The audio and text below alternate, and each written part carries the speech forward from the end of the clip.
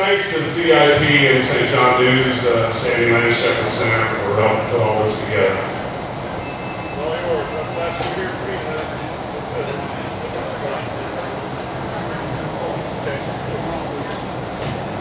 Good evening, everybody, and welcome to my candidate forum. As Mr. Fred has told you, we're going to try and keep it short. We're going to try and keep it fairly short. We'll be starting off with our candidates for state senate. Mr. Spradley will ask him a couple of questions. I'll ask him a couple of questions, and then you in the audience will have an opportunity to come up and ask some questions too. We're going to try and keep all the answers to 3 minutes or less if we can in order to give everybody a chance to speak this evening.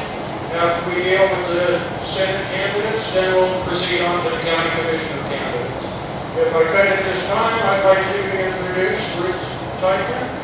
She's our senator from District 33, and I'll have her introduce herself and give us a brief idea of what's going on and what's going on in the government, and why she's still running for Senate.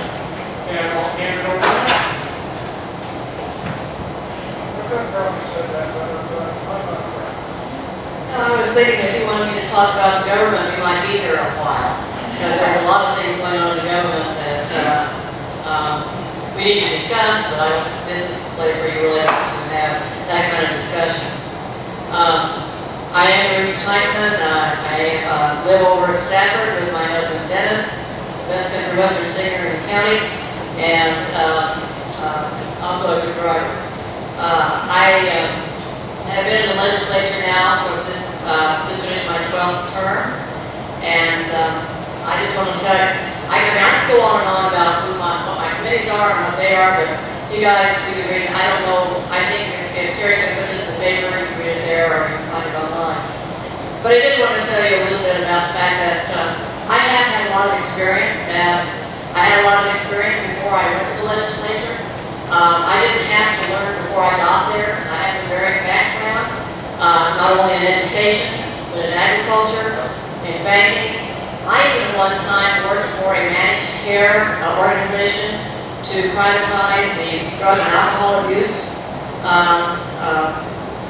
providers, and we did a really good job. We did such a good job. The guy who was looking at us, asking us to do it, decided he was going to lose his job and got rid of us. But that was another experience. I also had a lot of political experience before I got to the legislature, because I used to go with the go to the National School Board Association and help lobby for education issues at the Washington, D.C. at the congressional level. I've been on various boards, and I've worked with a lot of budgets over my time. Since I've been in the legislature, I've had the experience, and had a lot of experience, and I will tell you that my father has told me that I'm the one in the family that has the common sense. And so I worked a lot using my common sense for the people out here. I have been a strong voice for rural issues, including the water issues that we had this last year. I've supported the rural opportunity zones, and I want to thank Carolyn Dunn for her getting a hold of me, because of that, Stafford was included in the first round of the rural opportunity zones, because I got to talk to the chairman the day that they did it. And we got Stafford included. It wasn't included until then. I have worked with making sure that we get doctors and nurses to the rural areas to help our hospitals. I have voted for property tax relief and making sure that we this year I did some restoring of the LABTR.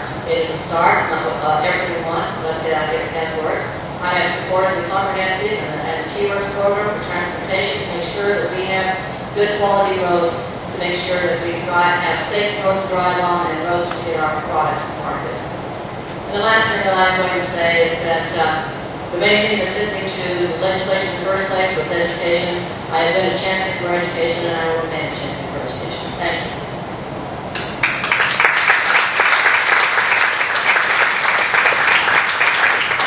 I'd like to introduce you to Mitch Holmes, who's running against her this year for the state senate seat. He's currently been our representative to the state Congress.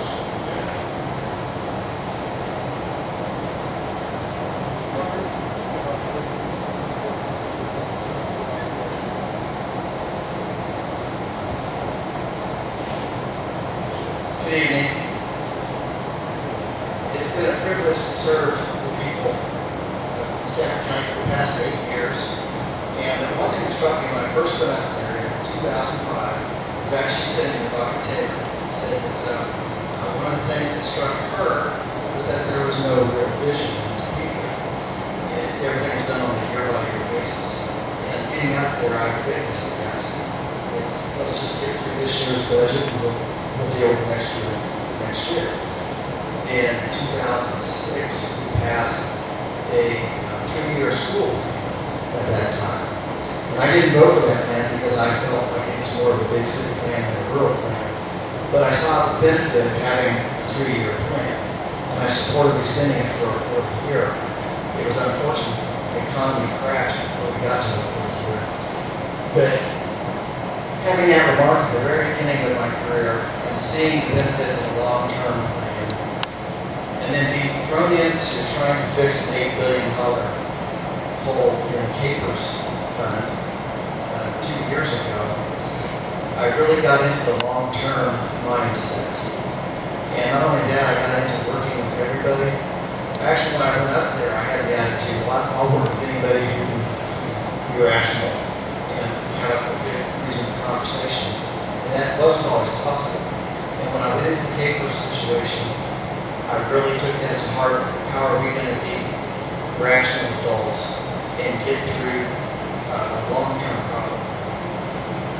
Having gone through that and coming up with solutions in the last 20 or 30 years, I would like to apply that in more areas. And I think the Senate would be a better place to do that than the House. I'd like to see a comprehensive education plan. It would be a long-term plan. I think the people of Kansas need to step back and say, what do we want our schools in small towns to look like in 20 years?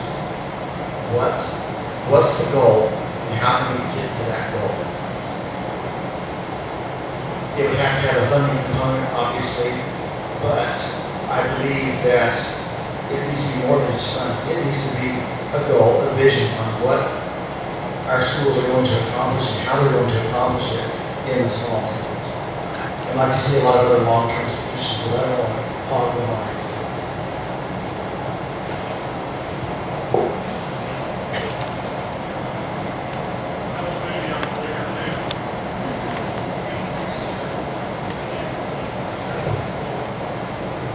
So as Mr. Bradley gets done with delivering food, we'll have, he's got a couple of questions he'd like to ask. I guess since I'm up here, I'll ask mine first. I've got 2 questions that I would like to ask both of you, and have you respond to that, please. You briefly touched on the fact that we have a state budget problem, and it needs to be fixed. How is it that, and what kind of influence or what kind of plan do either of you have to help us get out of one of these problems that we have? I'll hand this to you. Fixing the budget.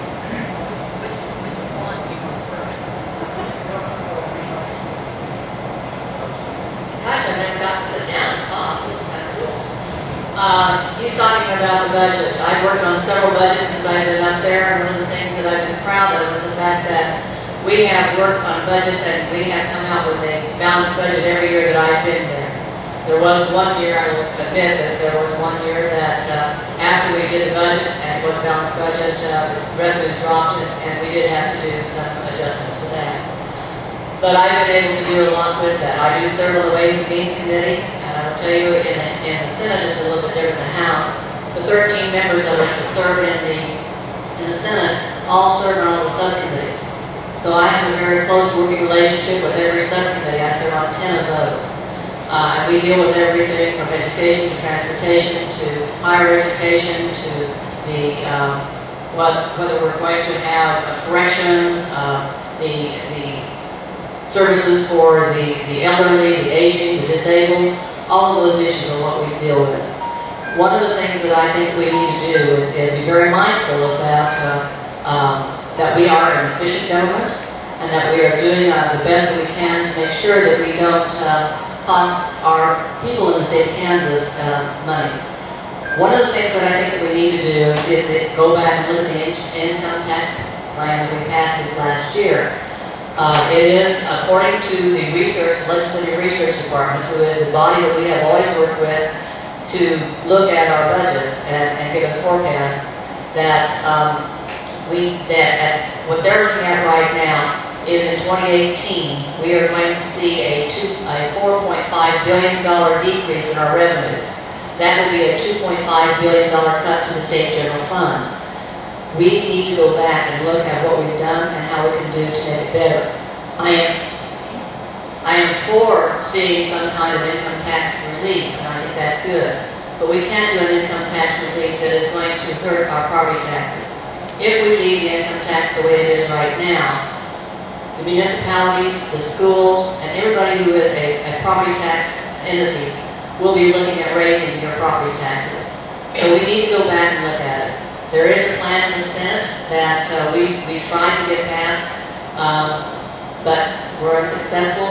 It would leave us with a $1.4 billion profit or revenue at the end of 2018. So I think we need to go back and look at that and adjust it. I want to get back to what I mentioned earlier about long-term planning. And some states do a biennial budget. They budget 2 years at a time instead of 1 year at a time. And I think that we should give that serious consideration. And there's another thing that we haven't considered, well, we actually have considered, but it wasn't serious enough a proposal. We need to have a budget stabilization plan where we actually set money aside every year, and that money is not to be touched unless there is an economic disaster to cushion everybody who is depending upon state dollars. The one proposal that I heard on that, the amount of money that we could set aside was so minute. The person who was proposing that said, you know, if we had been doing this since 1990, we'd have $80 million set aside. And $80 million is nothing in the state government. Just for a rule of thumb, for easy calculation, the state goes through $1 million an hour. So $100 million is a 4-day cushion of operation. As far as the tax plan that was passed, I believe that it'll get re-examined next year. I don't think it'll get undone. I think there will be some tweaking that needs to be done on that. Some interesting things that we don't hear in the news. The day after that plan passed, we had 4 businesses call the governor and say, we want to come and talk to the state of Kansas about moving a business into Kansas. We had a representative who was interviewed by the Wall Street Journal, and the reporter said, did you realize that the entire business community is looking at Kansas? I don't think it was a mistake what we did with the tax cuts this year. Let's go back and re-examine. Let's polish where we need to polish, but I don't think we need to undo anything.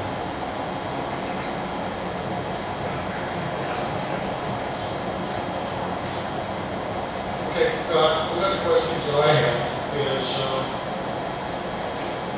we need revenue streams for our taxes. And it's come to my attention that, of course, we're in rural Kansas and not in the wood. Now, we've got, I don't know how many thousands and tens of thousands of fiber or less stripper wells that each and every one of those get away without paying any taxes. Is that something you guys would consider addressing to help with the revenue stream?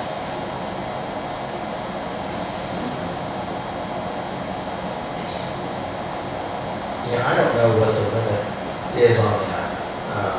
There is an exemption on the well, and I don't have it off the top of my head. If it's a stripper well, I can't see going back and I don't think it's worth looking at. I think there are other sources out there that we need to pay attention to. It's my understanding that those that are 50 barrels a day or under do have an exemption, or they do have an exemption, and those that are above 50 barrels a day are taxed. There was a proposal this year. We are looking at a lot of horizontal drilling that is trying to come to the state of Kansas. One of the things that Kansas did with that, they tried to make an amendment that would give the the horizontal drilling wells, an exemption for 2 years, that they wouldn't have to pay taxes for 2 years. That's what's happening in other states. But because of how it would affect the oil people who are here in the state of Kansas, that bill and that amendment was not passed. So there is going to be taxes collected on those who are horizontal drilling. It wasn't a very popular bill, and I know that there was a lot of concern about it. But I think if it does, the concern was that if Oklahoma is giving that exemption and Kansas doesn't, is that going to drive the oil business and the revenue that we would collect from that out of the state of Kansas? I had talked to a guy down in actually a shell company that is drilling down in Harbor County, and his reaction to the fact that we did not do that was, we are making enough money and we can pay the taxes. So I think that's a good thing, and I think we need to be able to strip the wells and fitting below giving them the six. Okay, Mr. Bradley, we have some questions for them?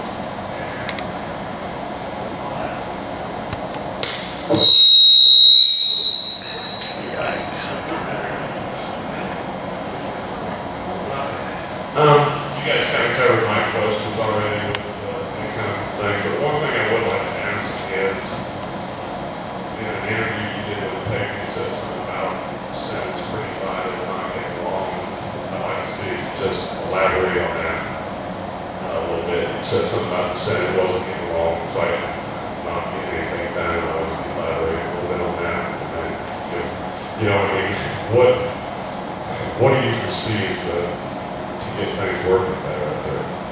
I know that's a big issue with me, and I don't know about a lot of other people, but it seems like everybody's up there fighting party lines anymore, Democrat, Republican, and we're not getting anything done. So I just kind of want you both to address that a little bit.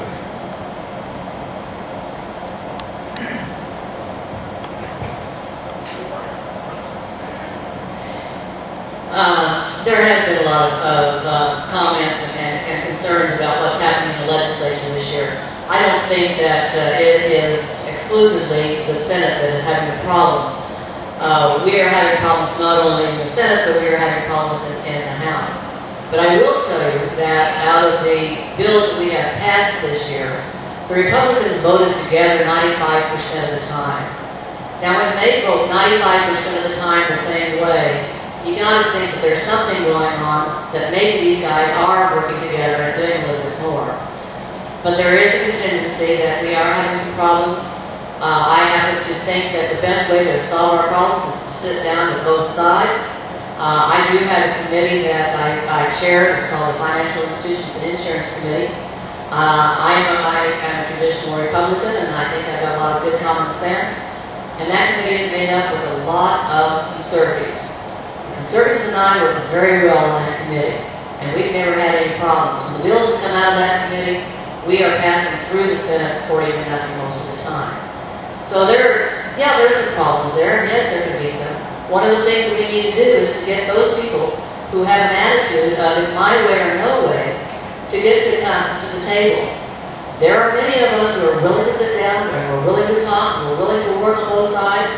But if we can't get people to sit down and say, we'll work with you, instead of saying we want it our way, then no, we're going to have problems all along. But I would say the problems are both the same in the House and in the Senate.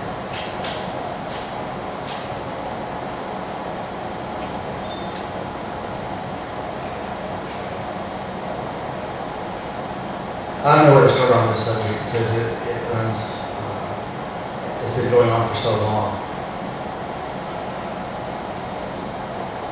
Yeah, 95% of the time the Senate Republicans might go together, but when we're passing hundreds of bills, I'd say probably 95% of them are non-controversial. It's when the controversial bills come up that divide really happens. It's very interesting that out of 40 members in the Senate, 32 of them are Republicans. And yet, whenever there's a controversy, the Democrats win.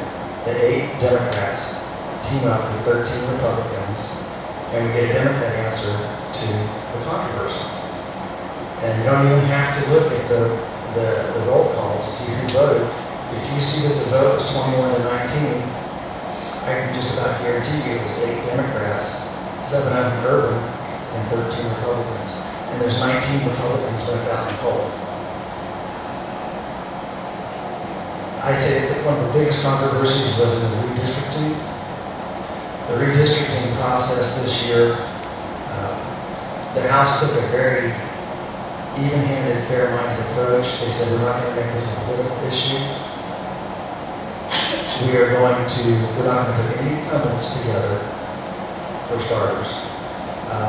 The purpose of putting incumbents together is you get two people you don't like that are next door, drawn into the same district, and only one of them gets to come back. And the House refused to do that. That happened 10 years ago, before I was there. And the House refused to do that. The House had an act done early in the session. And what happened in the Senate was very much different than that. The whole goal there was to try to get rid of conservative senators. There was 4 districts that they were going to put into 2 districts, and they wanted to create 2 new districts in the northeast corner of the state. And I didn't think that reflected the motivation to keep representation. In the redistricting process, we could have had the philosophy that you could move each district line just a little bit towards the east and a little bit towards the north, and we would maintain representation in western Kansas. But instead, there was an attitude of, we got to get rid of the conservatives. And it was no secret, and I mean, you guys didn't see it, but you could talk to a lot of people who were up there who observed it, and they would all say that's what was happening. It was a moderate versus conservative fight over there. And I'm going on too long. I'm glad that this will be like yours.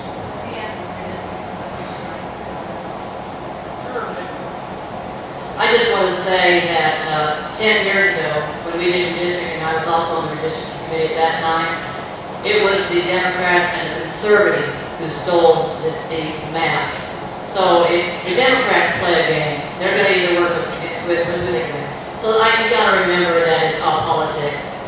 And I will tell you that we would not have been in a situation that we were in had the Speaker of the House had not said before we even started the legislative session that if he didn't like what we were doing in the Senate, that he was going to draw our map.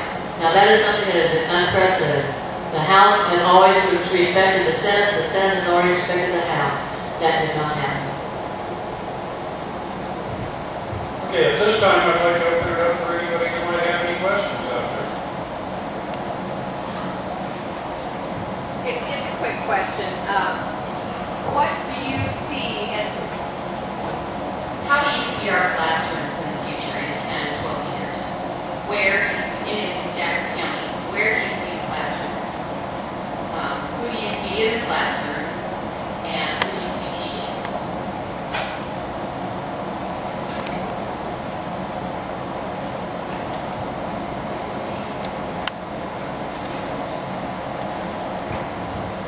First off, we have a trend that's going on, and I don't like that trend. And we can either address the trend, and the ball is already rolling there, so try to stop the population decline, so that we can get more students into these areas and more families into the areas. That is one way that we can get a little more stability in our rural schools. And I assume that your question is aimed towards small schools. But I want to get back to what I opened up with, is that we as Kansas need to get a symposium or some kind of commission or something where people can come together and say, this is what we want our schools to look like in 20 years. How are we going to get there? As far as 12 years, if we do nothing, I don't think it's a pretty picture. Either you're going to have schools closing, or you're going to have a lot of shared responsibilities between schools. I think, though, with electronics, with the internet, I think that we can provide a rich curriculum in the smallest of schools. I think there's no reason why a person in St. Wichita can't have the same curriculum available as what anybody from the largest schools would have.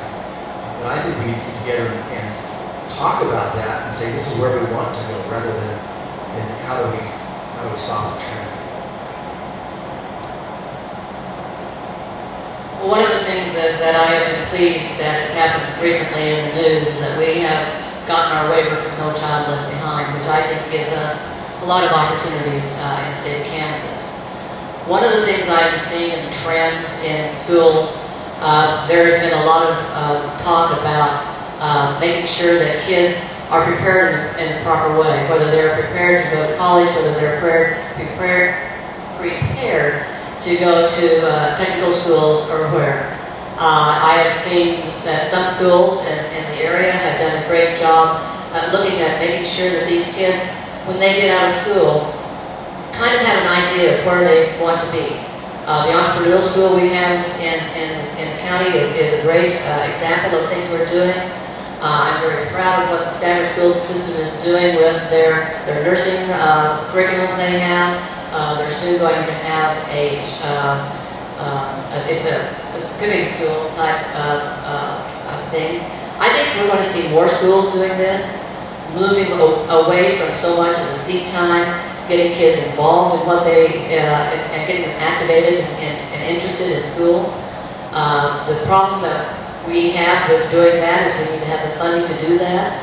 And to have the funding, we need to start looking at repairing the monies that we have taken away from the school districts over the years. We are at that point where we can no longer continue to cut. We have lost teachers out of this area because of the cut in schools. We need to get those teachers back. We need to get those curriculums back. And yes, we do need to grow jobs so that we can get kids into this area.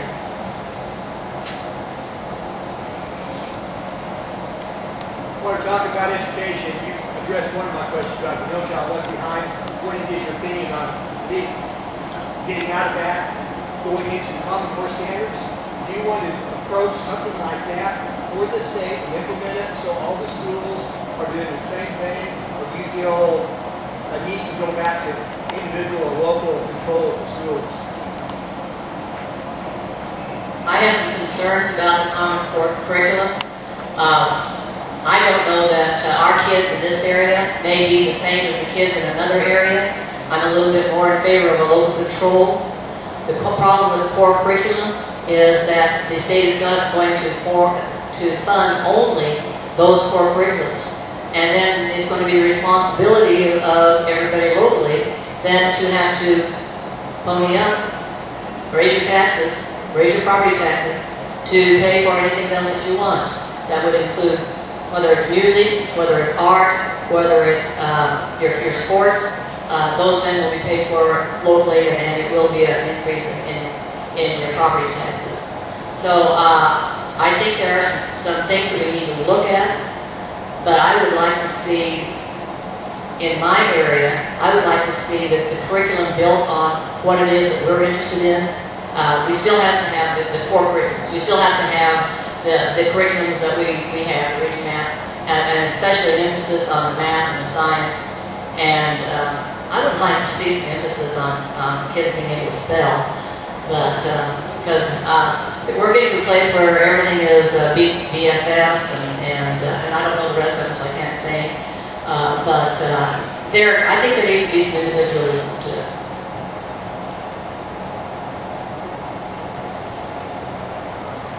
Yeah, I know that the core was proposed a couple of years before I was in there, and it didn't get anywhere. And I'm not sure what that was about. We do have a core as such. There are minimum standards that have to be met, or minimum curriculum that has to be offered and passed. But the local control, I believe, really allows for custom tailoring. I don't know that you would need VOAG in the middle of Wichita, that kind of thing. And I think what staff has done has been excellent with their vocational training. So, I don't know if that answers any question, but we do have a core that's there, and maybe there's just a difference in terminology. Anybody else? You know, we talk about education in our rural areas, talk about economic drivers, and education comes down to being an economic driver, provides jobs for local school teachers, as we continue to move away from that in the budget. I'm worried about our rural schools and if we ever have the same type of education and opportunities that large cities have, where our young people, we need to raise good young people to return to the workforce, to be educated, for the opportunities that do exist in our rural areas. And I guess we can talk to the city cousins we have and probably come up with some kind of plan. But I guess I'd like to know what both of you see a plan for our rural areas for education, what you can do to continue to fund our rural education, make sure our students can get quality education.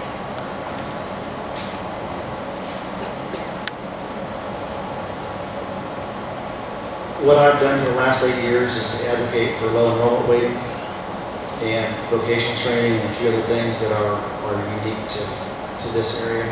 I don't see changing that at all.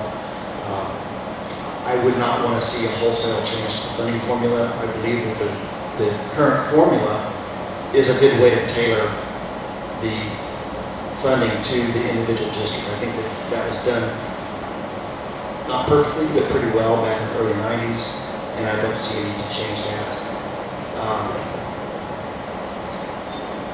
I think that we need to really be careful about consolidating too quick, and I don't know that we want to allow the state board or the Department of Ed to force consolidation. In fact, twice I've carried an amendment on bills that would allow that to happen, and I didn't see that as very friendly to local control.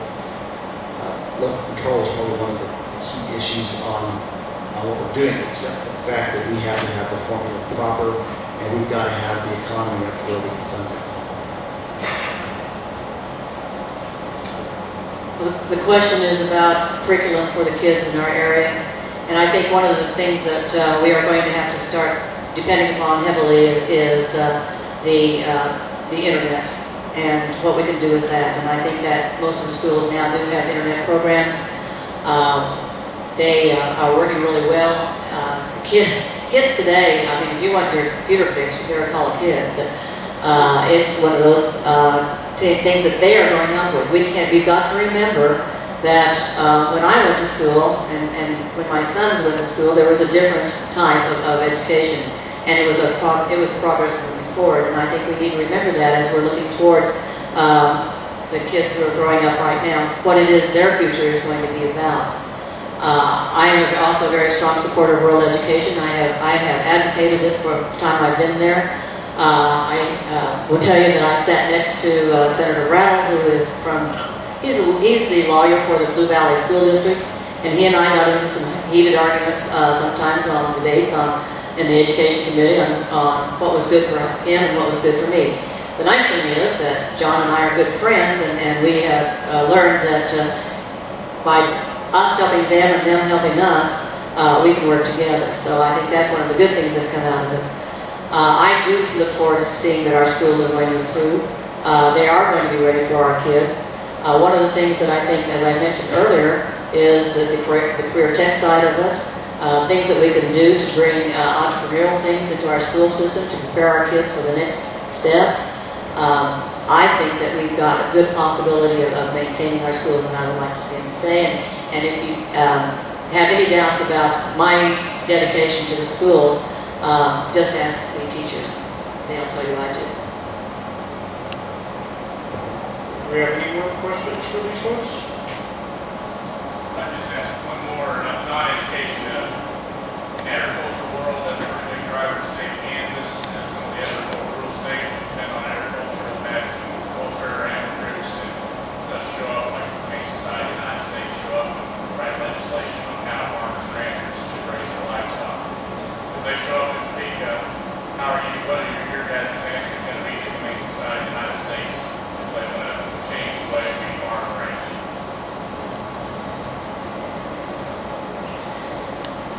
Well, to answer your question, I was thinking of something flippant to say, but I probably shouldn't do that. It had something to do with Dennis. He's changed his farming over the years, but I'll stay away from that. I think I'm not for sure, but I think you're asking should we have more rules and regulations for what's happening in the farm? Could you repeat the question? Well, in some other states, they put ballot initiatives on, and have a legislative group and say, we need to take away gestation rates, we need to take away chicken cages, they haven't attacked the industry yet, or they from the north of Nebraska, they stood up there and they turned it away. What would be Kansas' position, what would be your position on groups like that? Well, I hope they don't come to my door, and I hope they don't come to my office, because I think that Kansas is the one who needs to be deciding on what we do with our agriculture. I don't think we need outside sources. We have too many outside sources who are coming in and trying to take over the state of Kansas, and I would be very leery of anything that happens like that. If there is one of the other things that I am concerned about are the EPA rules and what's coming down with those too. And they have kind of affected the cattle when they want the meat tag, and from source of origin, I believe it's called. But no, I am not anxious to see them come forward, and they probably aren't anxious to see me. You've just ruffled my feathers, Brian, because that's a group that I can't find words strong enough about those kind of groups. In fact, I've got a radio ad recorded that talks about PETA and HSUS, and I'm waiting for the funds to come in to run the ad. It's already done. I think that the federal government has completely overstepped its bounds, and I believe that the federal government is allowing these kind of groups to write legislation for them. Todd Tehart was telling me that in some of the committee meetings, they roll out a piece of legislation, and everything in there is exactly what the Sierra Club wanted, or what PETA wanted. And the Democrats are passing out literature from PETA or HSUS. I think that the president is using the regulatory process to bypass Congress right now, and there's not a whole lot we can do as a state except for stand up and get behind our Washington delegation and our governor to say, we're not going to take it. We don't need to regulate farm dust. We don't need to have somebody who's never left the pavement tell us how we're going to take care of our cows. Any more? Well, I want to thank you both for being here this evening.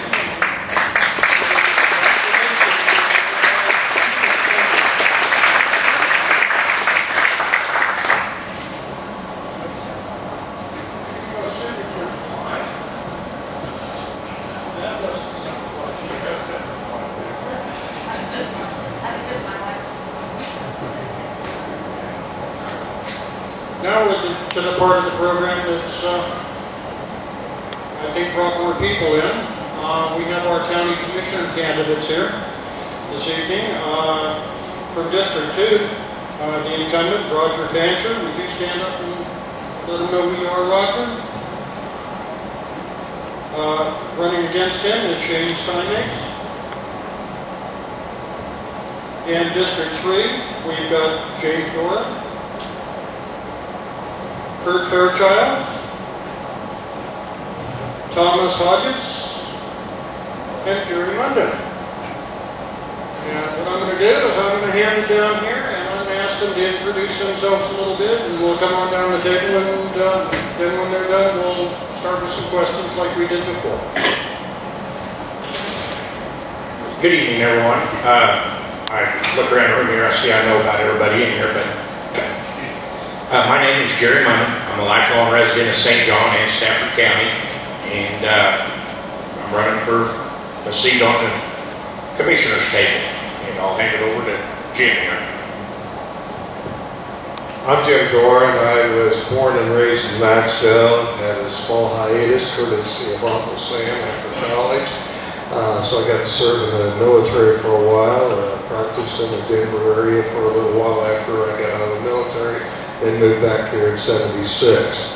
The main impetus that probably brought me, and I think several other people, to this table tonight is the budget and county spending and the numbers, and I presume we'll get into those a little bit later, but the county budget, our county spending, and the things we're spending money on, and our tax obligations are going to be ominous for anybody that's on this board in the future. Shane Summings. I born and raised in Honey Rock, Kansas. Attended high school in Maxwell, Kansas. Moved here after college and worked for several different companies around the area. Own a business here now for 12 years, and I'm here, going to be committed here in Stafford County for quite some time. So I think it's time to get the youth involved in county government to make some changes that we need to be changed so we are a prosperous county in the future. Can't believe you admitted you're born in Pine Rock, Kansas. My name is Kurt Fairchild. Terry, I just thought I'd point that out. It's not K-R-R-K, but I do forgive you, Terry. It's Kurt Fairchild.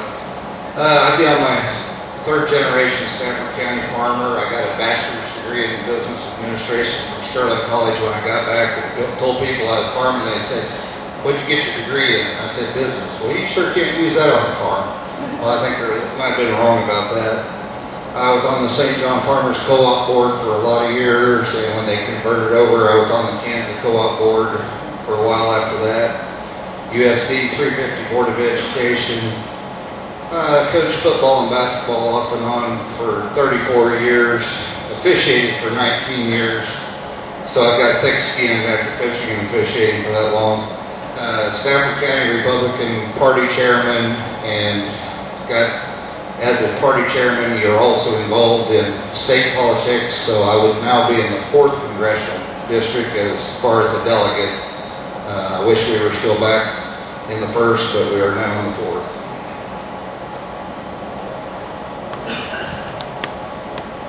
I'm Roger Fancher, lifelong resident of Stafford County. I've been here since the mid-1800s. I plan on going anywhere very soon. The privilege of going to a one-room country schoolhouse, the last one left in Stafford County. My wife and I both did. After the 4th grade, it was closed, and then we were forced to go to school in Great Bend. We keep time. My children came to St. John's School. My perspective, because of that, has been very enlightening. I kind of love this community, these school systems that we have, and I think that everything here is worth fighting for. I've served on several boards. That's how I got involved in this. I first served on the township board. I was one of the original members of the zoning board when the commissioners put it in place. I served as president of it for several years. I was also asked to serve on the hospital board, which I didn't even know where the hospital was when I was asked. But I felt like it was my duty that people in the north end of the county be represented and have a voice, so I served on it. And I'm also a trustee for the First United Methodist Church in Great Bend. Well, I guess I'm a foreigner. My name is Tom Hodges. I was born in Pratt, but graduated in Stafford. I've lived in St. John since 1993. Prior to that, I farmed southeast of Stafford. When I farmed, I served on the Stafford Co-op board. After that, I served about 18 years on the golf course board. I am the golf course superintendent. I was president of that place for 7 years. I just finished 2 years as Grand Master of the Grand Lodge IOF of Kansas. I am currently Grand Treasurer of the Grand Lodge IOF of Kansas. And I'm just mostly running out of curiosity because I want to know why things are happening. And that's kind of the reason I moved up into lodge, because I wanted to know why things were happening.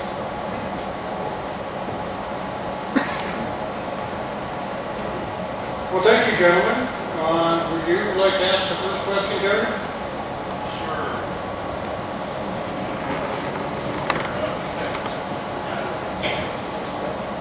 Because this question here actually is kind of crosses over the line. From an economic development perspective, this comes from a lot of people out here. Healthcare is one of the largest employers and economic drivers in our county. If you're close to a hospital, we will primary, secondary, and tertiary healthcare services. This is a really long question. Somebody put way too much thought into this. The question is regarding healthcare and hospital, the issues that it's gone through. just make it a little bit more general and have each of you talk a little bit on the hospital. We all know that what it went through. We went through the mill levy increase to bail it out there last year. And one bit of information that just came out in the paper this week is the hospital board is, or the hospital is about $76,000 in the red, is that right? Or at about $76,000 behind it this month, so, or this year for the first half of the year.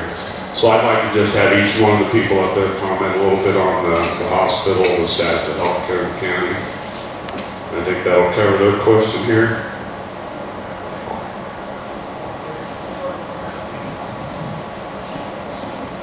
Well, guys, I'm going to say something here, maybe clear a lot of things up for a lot of folks. I am not a politician, nor I strive to be a politician. I have opinions on some of these issues. The hospital being a big issue, in my opinion. What to do for it, I don't know. Short of everybody in the county getting sick and using the hospital in the next year coming, is the only way I see to bail it out. We've got the numbers here from the previous years up to what it's doing today, and some of that came out today in the St. John paper, and I think it was a negative $76,000 today with some change. In the future, it's short of me going through this tonight. Whoever's interested, I'll be glad to show them this. It's some statistics we got through the courthouse yesterday on the hospital. It's in very bad shape, in my personal opinion. Again, this is all new to me. It's a problem. And how to solve it, I guess I don't have the answer. That's why you folks are here tonight. Maybe some of you have some ideas what a person could do once we're elected, or whoever gets in as commissioners, give them some ideas of what needs to be done. But I do see it as a very severe problem for the county as it stands right now. Does anybody have any easy questions? There's news that's beyond the paper. Year to date, the hospital's lost $124,000. Revenues, as projected, were $1.7 million last year to $1.1 this year. Gross revenue, 1.8 to 1.1. Net revenue declined. We're losing $124,000. The census has constantly declined all year. 11 during the month of February, when the petition was going around about the no-fin warrants. They're down to 3 in the month of June. You can't run a hospital with a census of 3 for the month. Home health, that's kind of a profitable entity, and I know there's some people, spares are all, I'm interested in home health. My wife works sometimes physical therapy over there, PRN. It is a driving force in the community, but it's not economically viable unless you're going to feed it with a great deal of taxes.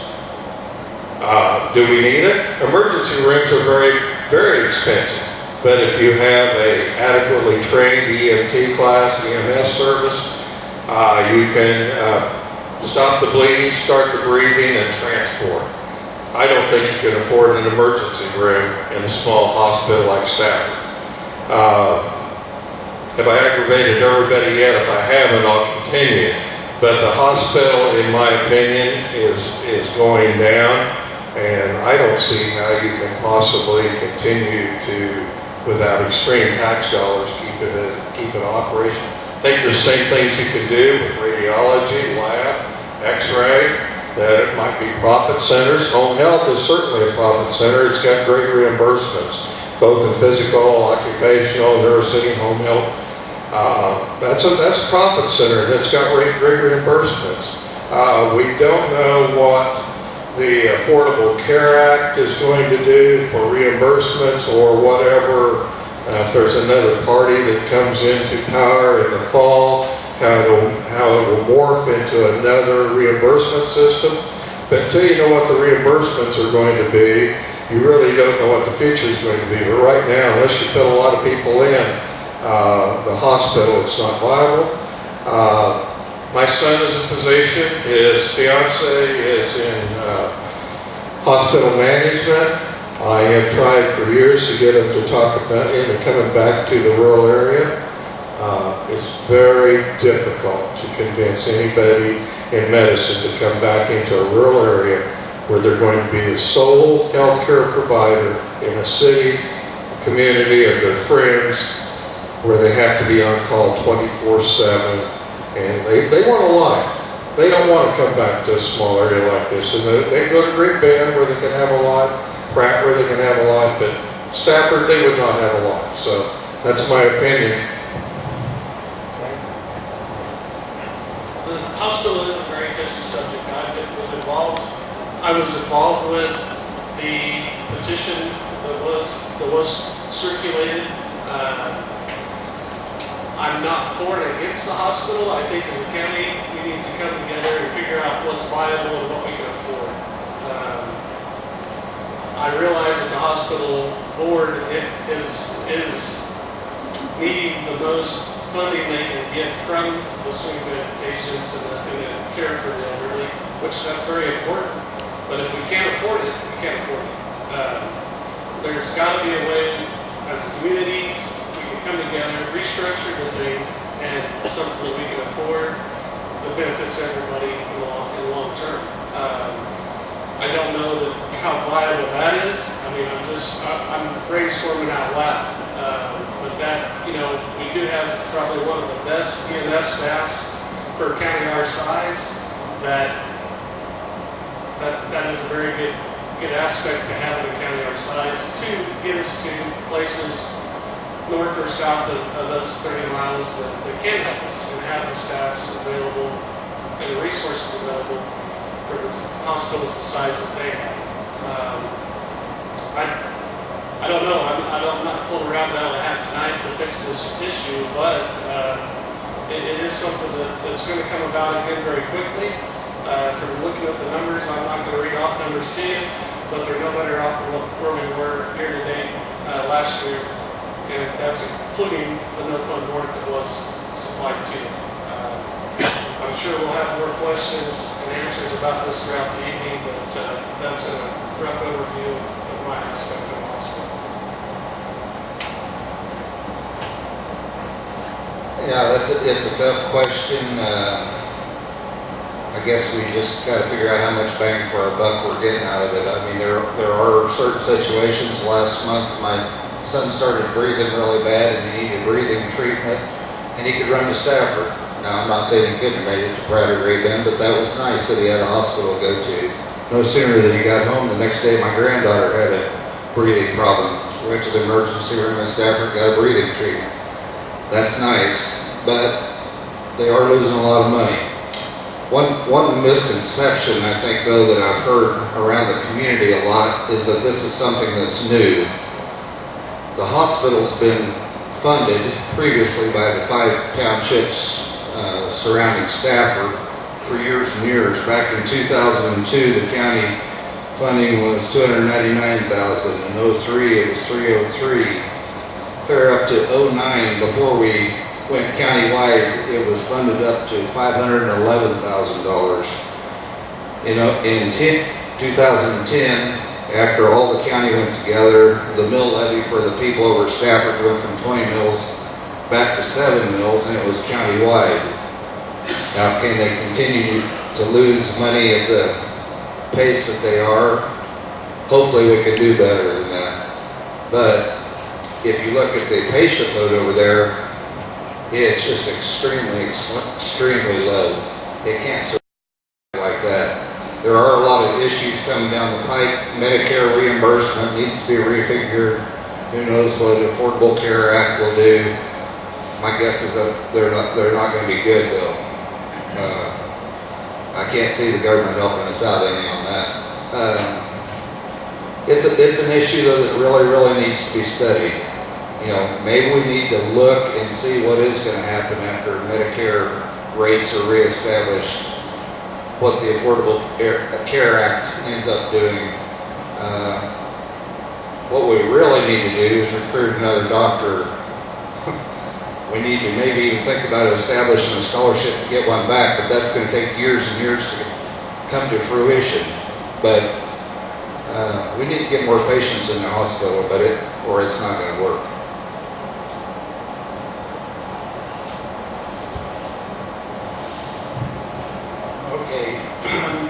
everybody here is predicting dire things for the hospital, and I'm not going to stand in front of you and tell you that the hospital has cured itself and everything's rosy. Believe me, it's not near as dire as they're telling you. And I'll give you some facts and some figures so you can understand, put everything in perspective. First of all, their numbers as far as the hospital is correct. What they're not telling you, and what they're probably not aware of, is that the hospital gets a Medicare reimbursement at the end of the year. This is based on a complicated formula that I have never been able to have explained to me, so I cannot explain it to you. But what it amounts to is this is an acute care hospital. And that means that the government reimburses the hospital for the patients at cost plus 1%. They do not get this money until the next year. So it doesn't show up on last year's budget. They will be receiving this money soon, but it actually is on last year's budget. What they projected was $50,000. What they're getting is around 180 to 190. And Ron, if I'm wrong, correct me. But I believe that's pretty close. The long and the short of it is, when the hospital came to the commissioners in October, we're in dire straits. We need money. We need help now.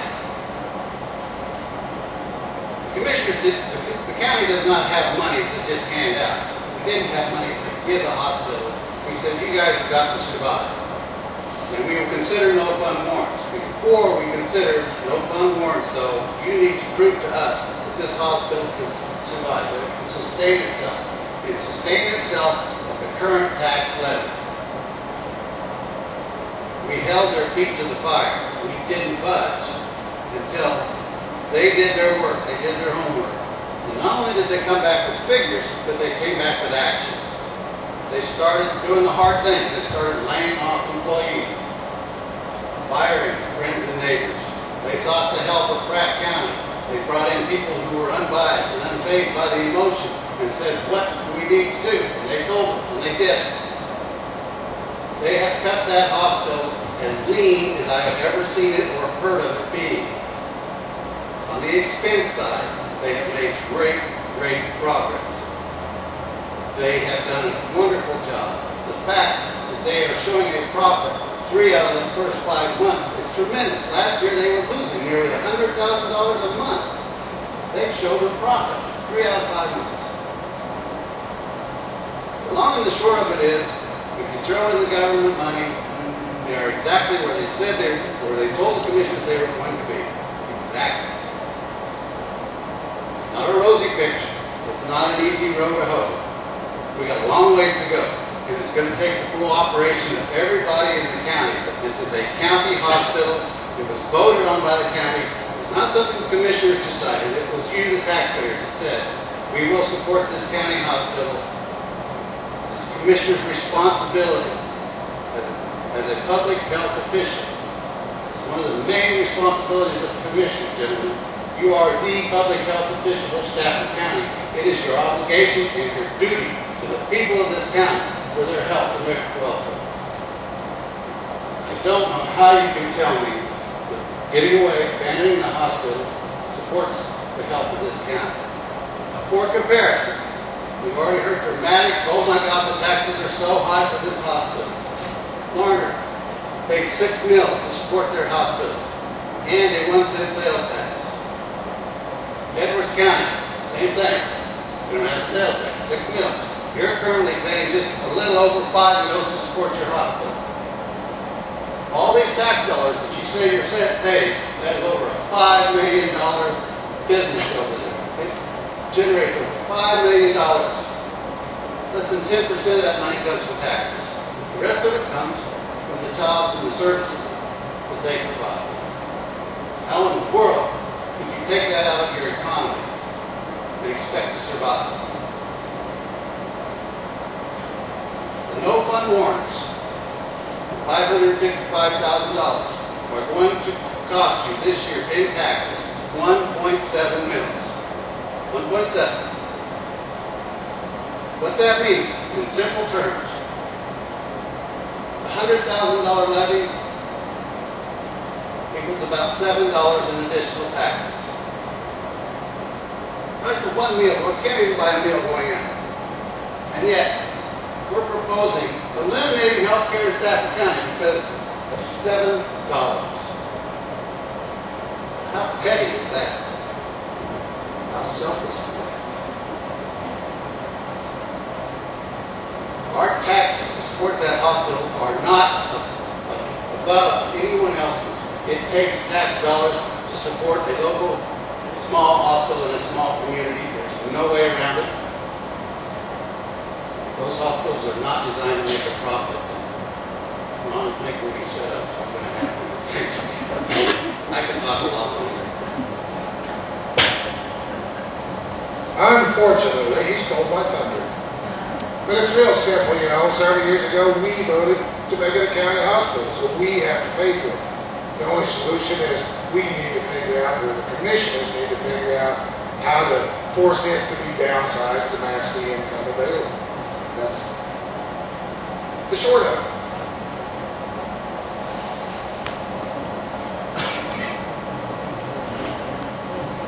I'm not going to get into those numbers because I know all of them. I'll explain it to you. For example, last year that the hospital lost $1.2 million. This year to date with the Medicare and Medicaid reimbursement, after that occurs, I got $40,000 in the black. So we turned it around to the tune of $1.6 million to this point. Now, I'd say that as a board member. My question to you guys, and I guess we'll start down at this end, is we're losing people. We're losing people like crazy. It's been going on for a long time. I can't say we're losing people because I moved here. I think it's a great place to live, but we need to do something to maintain our population and our economic base. And so I'd like each of you to take about 2 minutes apiece to give us a brief overview of what you see for the near future for economic development. Well, I'm real fast on that because I don't have an answer. I've been on the membership committee of the State Oddfellow Lodge of Kansas, and communities all over the state are in the same position we're in. We're shrinking. Lodges are shrinking. I don't know where you find people. You beg. We hope our economic development that's in place, we hope it works, you know, but at least it's a started project. Other than that, I don't know how you get people back, and if anybody can answer that, I'll be interested. Move over here so you can see me when I tell you mine. Can I have some of his time? He didn't use it all. Sorry, reset the clock, sorry. All right. Well, one of my main priorities when I became a commissioner was to get economic development established in Stafford County. We talked about it for years, literally years. We did it. It's done. It's in place. We have one of the most dynamic economic development directors in the state, bar none. She is amazing. We have a tremendous board that's diverse and spread through the whole county. And they're not all professionals. They're anywhere from farmers to bankers, and they're a very diverse group, a challenging group, I'm sure, but very diverse. And they are here speaking for you guys. I was just talking to Maxwell, talking to Ned, and he's like, it's just going to take time. But we're working, we're trying. We got that done. It's in place and it's working. It's just going to take some time. The commissioners, though, weren't satisfied with that. Besides that, contacted Midwest Energy. Got a friend on the board, and I said, we would sure like to talk to Midwest Energy about windmills, about wind power. Find out why Stafford County is being left behind. They obliged. The CEO of Midwest Energy and 2 engineers came down and visited with the county commissioners for several hours. Gave us a lot of information about wind power, the good and the bad of it, and how and why Stafford and where Stafford County falls in. My point to him was very simple. You're invested in wind. Spent 2 hours telling us how bad it was, and then we turned around and said, yes, but you're invested in that wind farm up by Ellsworth, aren't you? Well, yeah, how'd you know that? Well, our county attorney is from it. And Carl works there. So, you know, we kind of know. Oh, yeah, well, yes, we are heavily invested in that. Is Ellsworth even in your trade area? No, we don't sell electricity in that county or anywhere in that area. Don't you think Midwest Energy would be better served by investing in its trade area with its own customers. Oh, well, that's a good idea. Yes. Yeah, that's it. All right. We start charging you $5 more tax. The other thing, Clayton and I visited Trust Buster in Dodge City. We toured the plant, we got to know the president. I talked to Jay Camp at Sterling, invited them down. They were going to build a new facility, and I said, come on down to Stafford County. These are all just seeds that are planted, folks. Who knows what's going to happen? But what I want to point out is that we, along with our economic development, we've been working very hard behind the scenes to bring about some economic development in Stafford County.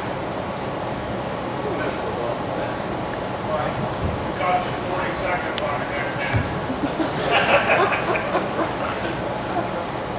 Economic development is something that I think not only the county commissioners need to work on, everybody in our community needs to work on. We have a great community and we all need to sell it. It's not the duty of the county commissioners strictly to do it. It's not Carolyn's duty to sell it. We all have friends, we all have neighbors, we can sell it. I can tell you for a fact, after going through a tornado, we live in a great community. If we showed that same kind of help and stuff to other businesses, as a county, as a community, we live in a great place. I really think we can sell ourselves to other people to come in here and move.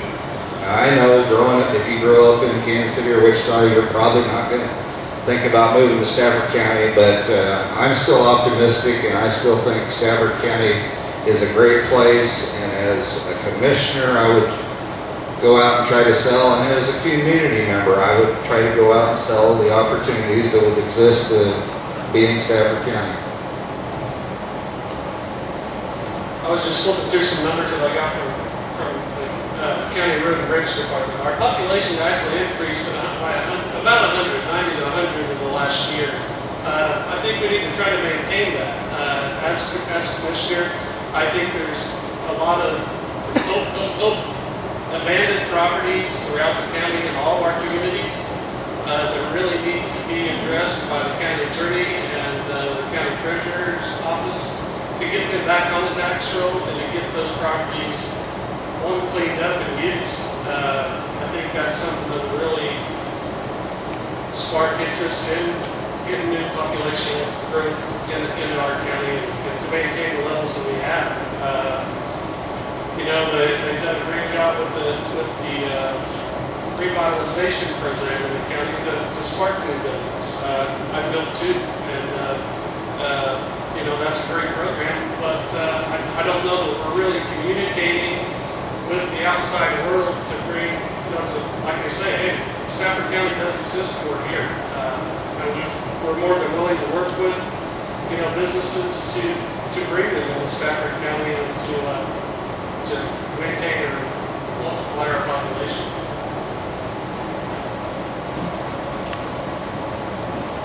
I got a note from a friend of mine the other day, and the complaint was there weren't any jobs, kids were leaving, the new GIs that were coming back were looking for a place to stay, they were looking for jobs, entertainment. Date was 1945, Maxwell Enterprise. We need jobs, but I looked at my class at the time I was in high school, and it didn't quite take me 6 years to graduate, but about a 6-year span, probably 150 students graduated from Maxwell. I can count 6 that stayed in the county. We are exporting our best and our brightest. They're going to college, they're getting an education, they want someplace to go where they can have some future besides a family farm or a family business. There was an opportunity for a business to come to Stafford County. We've got a really good friend who happens to be Secretary of Commerce in the state. The money that the state had to develop for economic development went to Topeka. There are votes in Topeka. It did not come to Stafford County. Those sorts of opportunities are missed. I think we need wind power, but I don't know if it's feasible. But we've got to look at the resources that we have. We have 2 railroads, and we have a railroad, 2 highways, we've got oil and gas, irrigation, ag. Those are the strong parts of our economy, and we need to develop them and not tax them. Ruth has asked a question about ad valorem taxes on oil and gas on stripper wells. A stripper well on a mineral interest is taxed at about 25% of revenue. But if you have a working interest in stripper type wells, they're not taxed at that level. So there's a difference.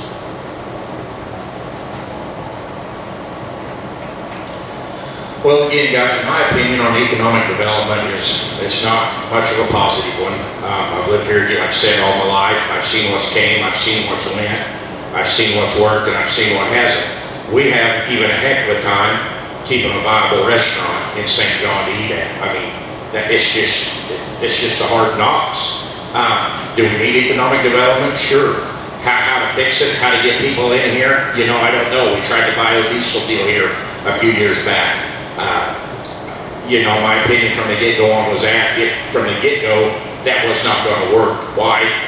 Too big a job for the community it's in. I worked for the city for a number of years. The city's infrastructure, for one thing, can't support a big manufacturing facility outside on the outskirts of town or even in town. To do that, you know, right now we don't even have the quality of water to sustain the people that's here right now in the community. So there's a number of reasons why your economic development is going to be so tough.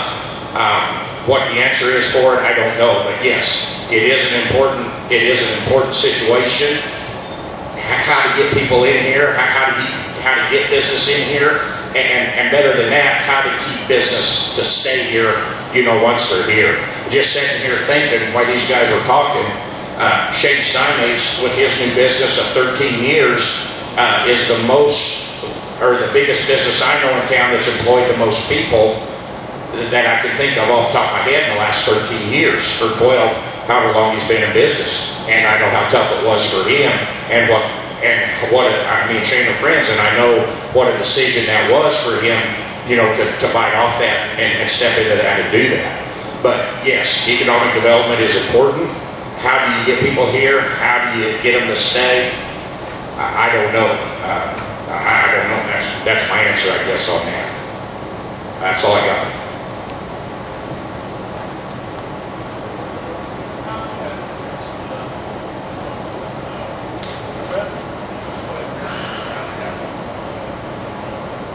I guess we'll turn it loose to the crowd now. I'm sure some of you folks have got some questions.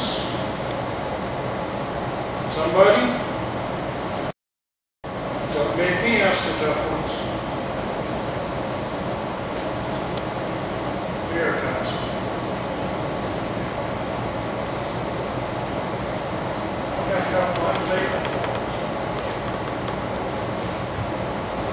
Well, I like that microphone because I'm kind of soft-spoken, but I've heard some things tonight that kind of disturbs me. You know, you can look at facts and figures. Numbers don't lie, but sometimes liars figure. I think the hospital thing, when the petition carriers were going, they had no idea the trickle-down things that might happen. If the hospital closed, would it be 1 nursing home? Would it be 2? Would it be home health care would be gone? What about emergency services? What about the young people that work in the healthcare field that might be forced to leave the county and take their children with them? That would cause budgeting items in the school systems worse than they are. I think maybe that's a knee-jerk reaction. I guess from my standpoint, from my travels around the country, the places that are moving forward are the places that have got leadership. And I think the people that sit on that county commissioner board need to be leaders. And in my opinion, if you're running for the board because you have a vendetta against some of the things that's happened, or if you're running for the board out of pure frustrations to satisfy your own needs, I think you're on the wrong track. And I would challenge you all, whoever's elected, you're probably the most important official in the county. And I don't think we can go around with a defeatist attitude and get this county to grow. I've done a lot to try to make things happen. Many things have failed, but you can't give up. You know, maybe we want to post a sign on each highway coming into Stafford County and say, don't go to St. John, Stafford, or Maxville. They're closed. They have no vision. They got terrible attitudes. Why would you want to be there? And I guarantee you, if that's your attitude, we're going absolutely nowhere.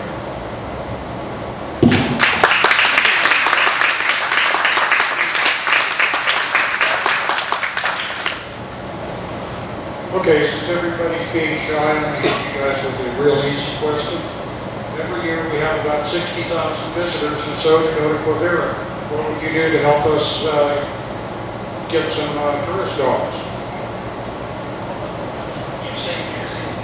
Every year we've got Quivira out here.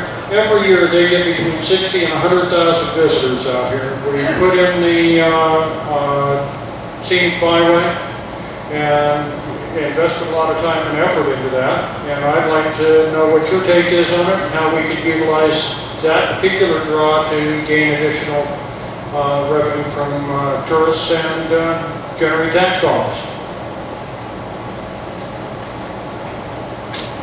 Well, I think personally Quivira is one of our best attractions, tourism attractions, you know, for us in the neighborhood.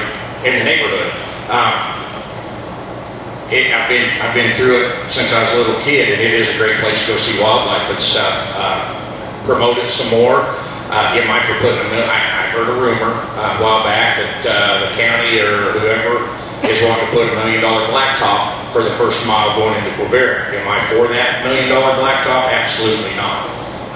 The reason being, that is a wildlife sanctuary out there. People, once they get there, they have to drive the dirt roads, they have to drive the muddy roads to see the animals, to see the wildlife.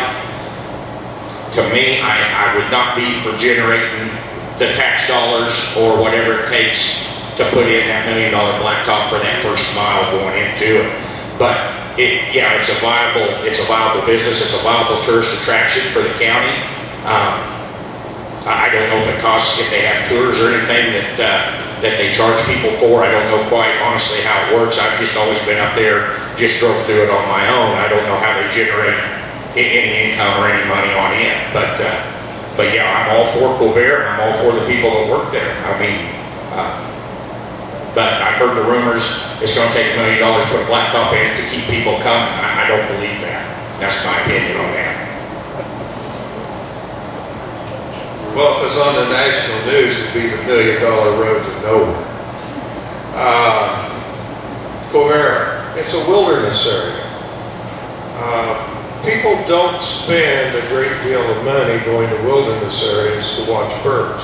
They take their bottled water, they drive in Prius, they don't stay in hotels, they come and go. It's not open at night, it's closed at nightfall. If you want somebody to spend money, you've got something that you've got to have to keep open more hours a day. All of the employees out there are government employees. If you were listening to the national news, what we've been talking about right here is economic stimulus, government funding, more government jobs. They're not privately created jobs. I had a business here in town when I first moved to town, opened up a veterinary clinic. My taxes on that business were greater than my principal payment for that building. My utility payments in St. John were greater than the taxes. Greater than the principal payments. You can't tax business that comes to town out of existence. Shane pays a tremendous amount of taxes on his business. As I recall, there were community fathers that fought in building a fertilizer chemical plant that close to the community. That doesn't work. You've got to stimulate business and give business an opportunity to survive, whether it be in stimulus, tax rebatements, whatever. But that's what you need if you want businesses. You need businesses that provide jobs, not government-created jobs, but you need businesses and private enterprise to create jobs. I say charge them. You know, if you drive down the interstate, you drive through a toll booth, you're charged. You drive into Quivira, you're charged. I mean, that's just something that comes to my mind. You know, I don't know anything that we can do recreational wise that you don't have to pay a fee to do it. You know, to my knowledge, that's the only place you can go and do whatever you want, not whatever you want, but within their rules and for free. You know, every state park I go to, I pay to, whether it's the sand dunes in Oklahoma or the lake in Kansas, you're charged to be there. Whether it's use a boat ramp or camp, you know, anywhere you can. You know, that's a simple solution. I'm not gonna go off on all the to bring the taxes involved in that, but you know that lack of area in our county is a great big hole. That's a big area that's not generating taxes on an agriculture base, and it's ruined some agriculture land around it. You know, I feel for the people that do have their community, their homes around Quivira and their farmland around it as well. I have a hard time with the federal government in that area of the county. I guess I'm not sure I understand. I mean, I think Quivira is a great place. I don't maybe understand the question on how that brings a lot of money into the county. That's my question. We've got so many visitors, $60,000, $100,000 visitors a year, we're not getting anything out of it. We need to do something to pull those tourists into our town. We need to help. Yeah, I don't know if we need to set a toll booth out there. My Aunt Flo came down to watch the birds, and I went over to watch the birds, and I never ever thought in my life I'd be over to Quivira watching birds, but I was. So, but I think she ought to be able to go and enjoy it, and it's a great place. But I certainly wouldn't charge people if that's the way we need to create revenue for the county. My question was specifically related to what you do in the area of economic development to help tourists into our city. Right. As far as economic development, I agree a little bit with what Jim said there.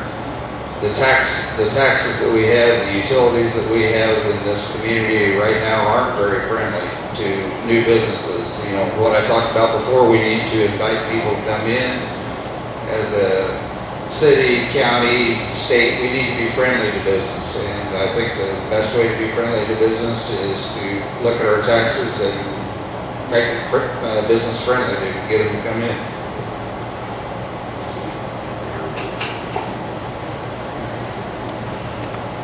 All right, I love the room. It's a great place for knowledge.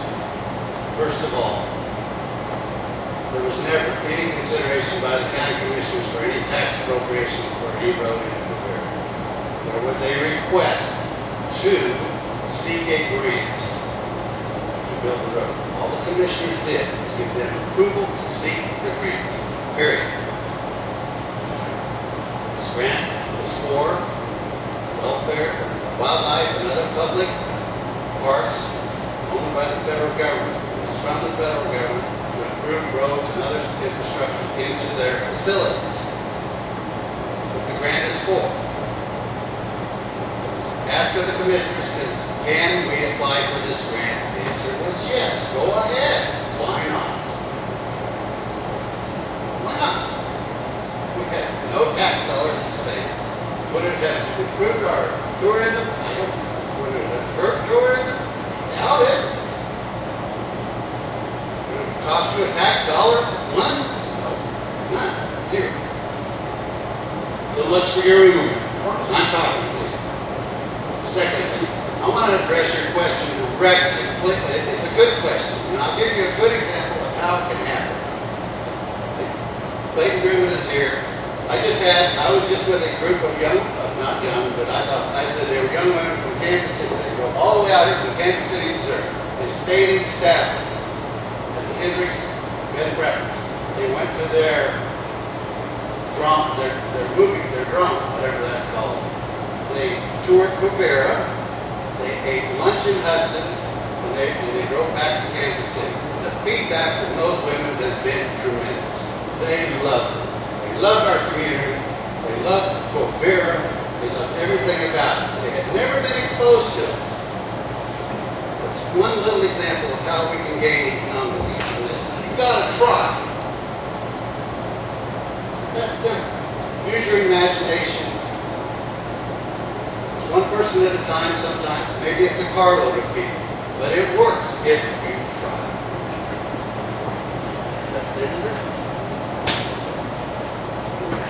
Well, I can certainly see how you lose the revenue from these people. I spend all day on the golf course, which is not near a major road, so I don't see traffic. Any traffic that goes up 281 to go to Quivira probably sees when they come back, the shortstop's closed, and they might want to buy something. It has shortened its hours to where certainly that affects people stopping in this community. What we can do about it, I don't know. I don't know if there's anything can be done. It's a private business where it's a co-op. So, but there needs to be something on the highway to attract them. Whatever it is, I can't answer that. Somebody has to, open some kind of gift shop or some entrepreneurial business or something to get them to stop. Otherwise, they just fly right through.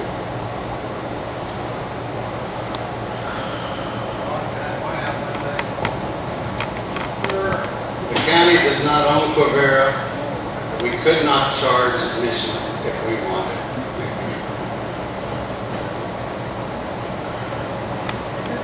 Questions?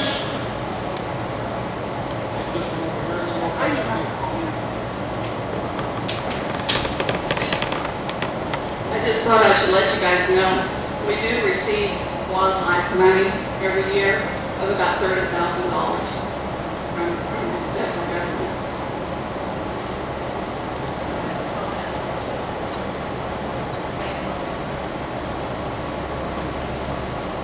I just have done evaluations of the nursing homes here and at Stafford. And one time I was over there, and I knew when I drove up that state was there. There were 5 lookalike cars sitting in the front, at least 5 women. I'm not sure why they couldn't all have driven together. They were staying at Hutchinson. I said, why are you staying there? We've got bed and breakfast here. We didn't know it. Where were they eating? Hutchinson?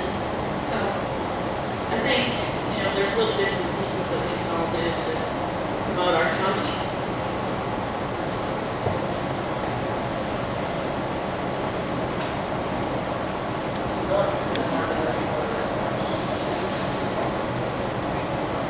Well, I commend you guys for throwing your name in the hat and running for office because it's not an easy task, and I hope you all had opinions over time, and hope you'll be willing to listen to opinions from others now if you are elected. I guess I struggle here tonight a little bit. This isn't about me, but my wife and I looked at going to Brazil to farm 15 years ago. There's some tremendous opportunity there. There's 2 reasons we didn't go there to farm. One, you're 45 miles away from a hospital. If you're in a major agricultural accident, you probably died before you got there. I've been in an accident and appreciate the EMS showing up to save me. I was hoping if they life flighted, they were going to come into Stafford. So I had a little concern for losing our hospital. If you're somebody in this community, I understand the finances, but I don't mind writing a check to that hospital because if I needed it, it was there. We looked at education. We're going to be 100 miles from the nearest school to provide good education for our kids. And that's what we all want in life, something better for our kids. I sit here tonight and I'm pretty concerned because I hear, no, it won't work. We can't do it that way. I got 3 boys sitting over there that I want future in Stafford County for. Because I could have gone anywhere in the world to do things. I chose to be here and suit my life. It disgrunts me when people say no right off the bat. I know you guys all personally, friends with you, done business with you, and I hope we can not say no right off the bat. I hope you can do it. And I guess for that reason, I'd like to hear one positive thing you want to do while you're a commissioner, that you have vision for, that you want to get done if you're elected commissioner. Second, we've heard all about we're going to lower taxes and get businesses in here. How exactly are you going to do that? I definitively want to know what your plan is there, except just words. So we have a 2-part question. One is what you're going to do with taxes, I guess, and the other half was...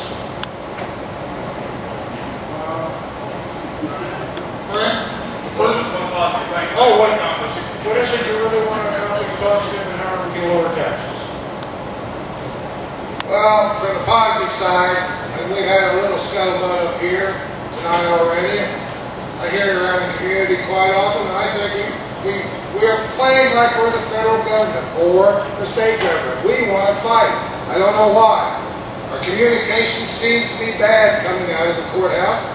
The people don't seem to know, or what they know isn't what they should know. I think we have a communication problem. I think it needs to be better. As far as taxes, make more money. I don't know how you can pay taxes. You got to spend less. I've done it at the golf course because we're down. You learn how to spend less. You find ways to reduce your spending because you ain't going to find ways to increase your taxes until the economic development improves the community. You get something else happening other than the base level we're on.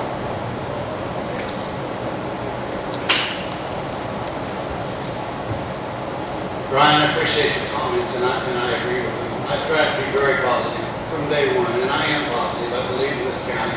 The main reason I'm here is because I believe in this county and these people. Everything I've done, everything I've worked towards is with a positive goal and a positive thing in mind. I've supported the hospital, which wasn't easy. I've supported the Sanders. I think it's a positive addition to our community. I've supported economic development. I've worked hard on my own and with the other commissioners to create economic development. I think a positive outlook is essential. I think that the county is being purposely portrayed as in dire straits and in bad shape for political gain. And the simple truth is it is not. We are not a poor county. And our taxes are not high in relation to the other counties. In fact, we are in the bottom half. We are 64th in the state. Our mill levy is 64th. This comes from this report. This is not my opinion. This is not hearsay. This is fact.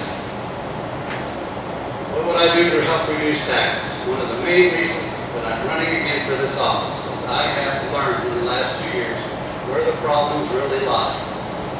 Nothing personal, Ruth and Mitch, but to people is at the heart of our problem. As an example, and only as an example, don't think I'm picking on a particular group, but it's been brought up tonight, so I think it's a good topic. The stripper wells, or whatever you want to call them. Oil revenue in Stafford County. Oil is a big part of our county. It's why we have so well in this county, why we're able to provide what we've got. But this exemption, Mitch, you seem to be totally unaware. In 1993, an exemption was passed that stripper wells, 2 barrels a day or less, was exempt from property tax value taxes. Now that's only for the working interest. Royalty interests are paying full tax. And it's a lot. It's a lot. So the landowner, the royalty owner, is bearing all the burden. The whole company pays zero, folks, zero. That exemption was then extended to 5 barrels a day. Now when it was first passed, it was probably a good law. Oil was about $6 a barrel. They were shutting these little stripper wells down right and left, and something needed to be done to help save them. And I think it did help. Now oil's 80 to 100 barrels a day. These wells are making $400 and $500 a day, and they're paying zero taxes. They still require the goods and services, the roads, the emergency care, the fire, everything the county provides, and yet they're providing nothing for taxes. Is that fair? Just one fact, The total value of oil assessment last year in Stafford County was right around $97 million. Out of that $97 million, this is total, royalty, everybody's interest, $32 million was taxed. The total assessed value in the county last year was $83 million. Over 75% of our wealth was not allowed to be taxed like the people. Tell me why Johnson County and Wyandotte County and Sedgwick County know more than we do about our own taxes and our own needs.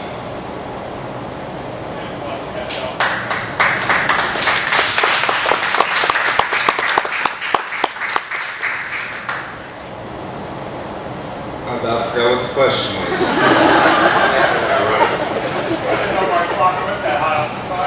You need to get a job as a preacher too, right?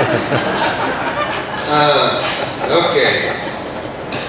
The one thing that I would pledge to do, and like I talked about earlier, I'm still very optimistic about Stafford County. I think it's a great place to be. The thing that I would like to see if I was elected commissioner is I would like to spend whatever time it takes to get to know every department, what's going on. I'd like to be open-minded. I would like to hear from every side. I've tried to kind of avoid the squabbles that are going around town. I have my preconceived ideas on things, but I can tell you, I've been on enough boards that when you go in with a preconceived idea, after you get on the board, you find out things aren't quite the way you thought they were. You find out you learn a lot on the job training. You learn a lot by spending time after the meeting's over talking to people. I would welcome your input to me on ideas. I would be willing to listen to whatever you have to share. I want to go to all the department heads and people working at the courthouse. You can feel free to talk to me. I want to know what your needs are. I will go through the budget. I will understand the budget when I get done. I'll go line item by line item. I can't tell you I'm going to take reduce taxes by increasing this department that much, because I have to look at that. I have to study it, and I want to be open-minded about it, but I will promise you that I will research that out and work hard at it. I don't believe in serving on a board halfway. If you're going to do it, I think you need to do it and be willing to spend the time doing it. Probably in the last 3.5 months here, I haven't done a lot of investigating into the county department. I've kind of had a whirlwind, literally, so I've been working and trying to recover from that. I've gained a lot of experience through that I think will be helpful in serving as a county commissioner. Sorry, Terry. That's my extra 15 seconds for calling me Kurt. So.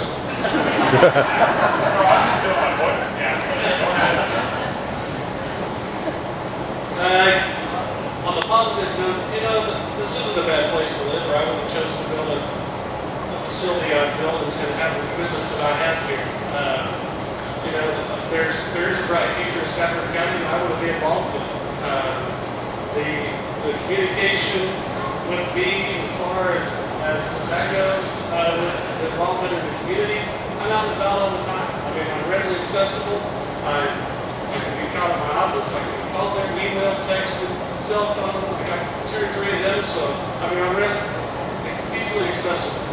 I am greatly involved in the communities, support the 4-H to a great extent,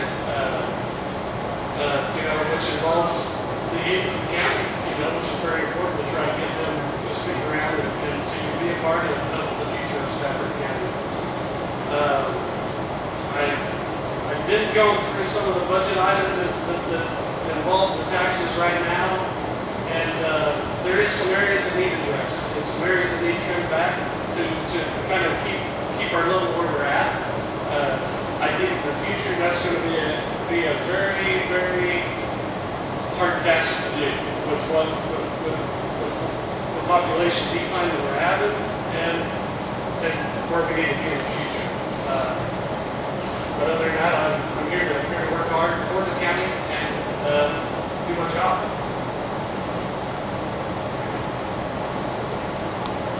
Well, I've invested 35 years in this community and this county. I've invested some of my money in a failed biodiesel plant, as I know well Kurt has. I employ people. I invest, I've been in oil and gas. I know about stripper wells. I know if you invest in a working interest well that's 5 barrels a day, you're not getting rich at it because the operational costs get so high. Hospitals and medical care. EMS and the people that pick you up and your initial responders, those that stop the bleeding, start the breathing, are the ones that are going to keep you alive until you get to a medical facility that can handle your needs. It's not the emergency room. Emergency rooms are misused for urgencies, things that are not necessary for an emergency room. But the EMT is quite critical for your community. 1 minute? Okay. As far as our budget, We've all looked at the budget. Shane and I looked at it. We started out with an $800,000 surplus at the beginning of this year. It looks like we're going to end up with only $136,000. That's $600,000 more in revenue. So, you need to look at what, I think we need to control our spending. It's your money. It's not mine. It's not Jerry's. It's everybody's money. Grants come from somewhere. It's someone else's money. Our resources, railroad, 2 major highways. We transport grain in and out of this area. We move cattle in and out of this area. We produce oil and gas in this area. They are necessary. Go to Pratt. Look at what's happening down there in the oil and gas. It's booming. It's coming north. Whether it's going to come this way or not, I don't know. But those are jobs. We need jobs. Our new kids, if they're going to come back, are going to have employment. They can't sit out here and work at menial jobs and not have a future. As far as future in ag, if you've grown a large enough operation, yes, you're going to have a future for your family. But I don't know that all of us will.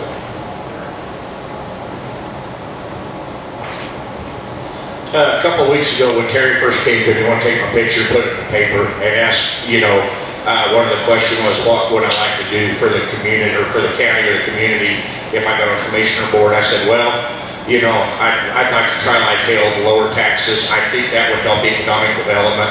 But after looking at some of these numbers, you guys, I'm going to stand here and say I don't think that can be done. I don't, and then, like I said, I'm new at this, but I don't know, what can be done. Leon, you're right. A negative person does not have no position up here around that table as far as the commissioners go. With that being said, I hope what somebody considers negative, it's not a common sense way of thinking, because a lot of this I look at, to me, just takes common sense. How much gasoline do you pour on a fire before you realize that's not going to put the fire out? There's a number of things that I can use in a scenario. We have, from some of the numbers and stuff I've seen now, a positive thing for the community. I'm not going anywhere. I've told people, they've asked, what platform are you running on, Jerry? I don't have a platform. I've told some of these guys, this week, I've lived here my whole life. Either you know me, you don't know me. You like me, you don't like me. I'll do the best job I can do. I hope you use a common sense way of thinking. That's worked for me. Yeah, I've had hard knocks in life coming through the years, but I have a part-time business that I've run. It's doing relatively well. I've used my common sense way of thinking most of my life. I'm hoping to carry that over into the commissioners if I'm elected on that. I'm kind of like Kurt. I will listen to anybody that has something to say, any new ideas for the economic development, for saving the hospital. I'm not for putting 30-some people out of jobs. That's a hit that the county can't handle. But also, like I said earlier, how much fire or how much gas do you pour on fire before you draw a line in the sand and say, that's enough? The county just can't afford no more. So, with that being said, I guess I'm done. I'm the last one. I don't know who to hand it off to. Do we have any more questions or comments? Yes, sir.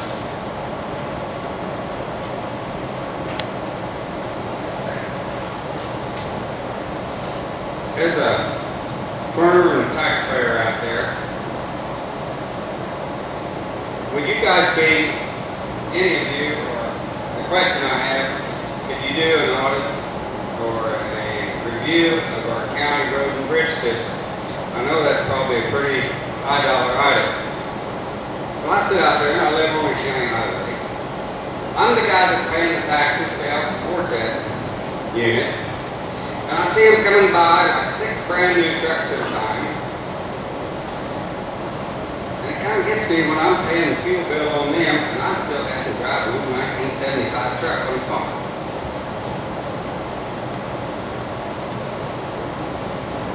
Did we have a question in there, or was it just a comment, I guess?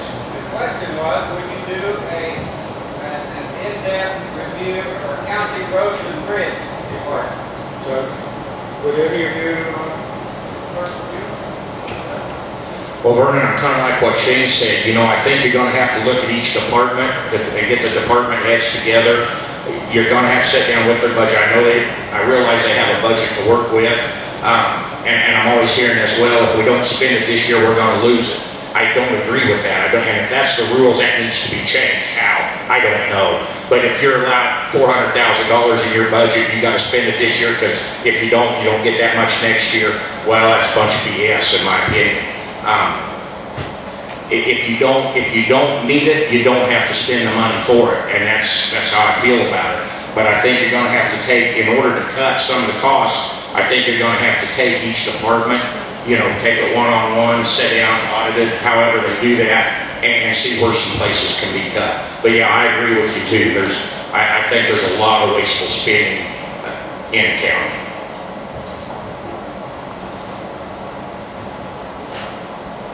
Well, as I look through kind of budgets and I look back at, Phil, in all fairness to you, I know you got caught in an oil and gas thing.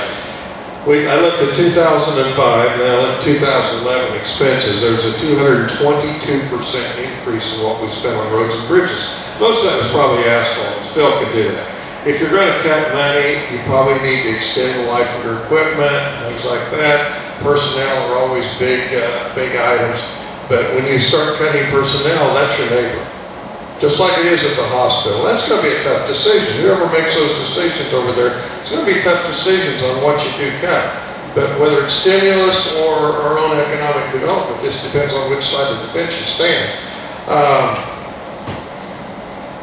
We have wonderful roads in this county. Go drive roads in any other county surrounding here, and you'll find out how well our roads are maintained. We need some work in the townships. That's a lot of parochial infighting on township boards and people, but I think we need some consolidation of services within the county. I think that's going to be necessary. Police, fire, all of those can be consolidated and not have a parochial interest. I just think we need to get more work together and not be so provincial in our nature. And I think that will extend our tax dollars farther and probably provide better service to the citizens of this community as we continue to grow. But jobs, I get jobs and they have to be private. I kind of agree with what Jim said. I travel quite a few counties around here, and our county by far has the best roads and bridges around. Their budget is roughly a little over $2 million, and it has increased every year. But with that, knowing that the cost of doing business there is what's forced that to raise. I visited with Phil a little bit, not much in depth once I got the numbers, because I think the numbers kind of speak for themselves. I don't know what their equipment training program is. They run pretty modern equipment, and they don't have a lot of downtime. And I don't know if that rotation can be put off 4 years or 5 years. To try to cut that budget down. I don't know. He has 16 employees at that department. I think they do a good job. Can some of them be slipped or like Jim said, traded or used in other areas of the county? That's something that probably needs looked into. I'm not going to argue that point. But by far, we do have the best roads, bridges, and ditches in 10 counties around us, because I travel those.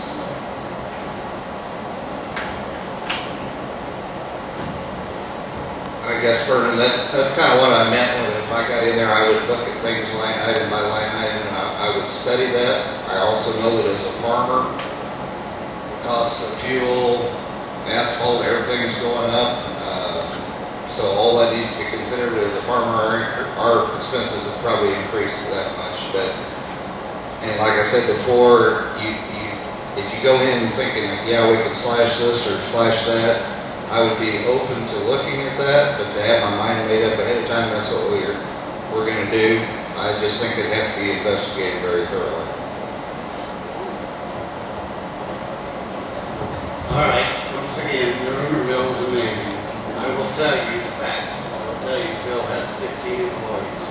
When he first started working there, 30 years ago approximately, there were 30-some employees in the county roads and bridges. We recently purchased a dump truck.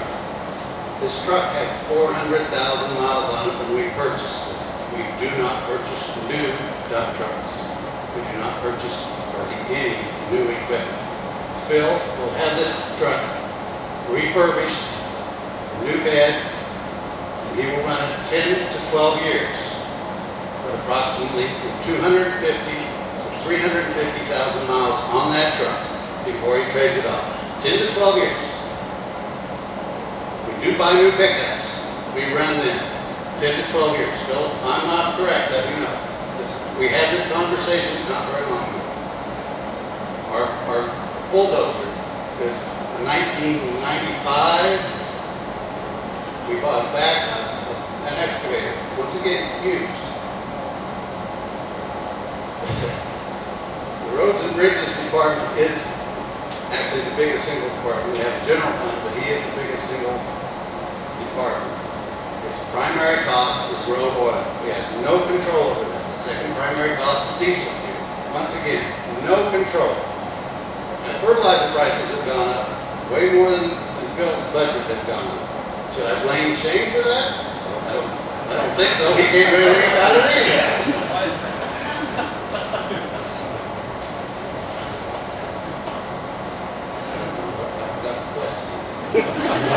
State facts that I don't know what the question is. Only got 10 seconds left. First off, he asked if anybody can do an audit of the roads.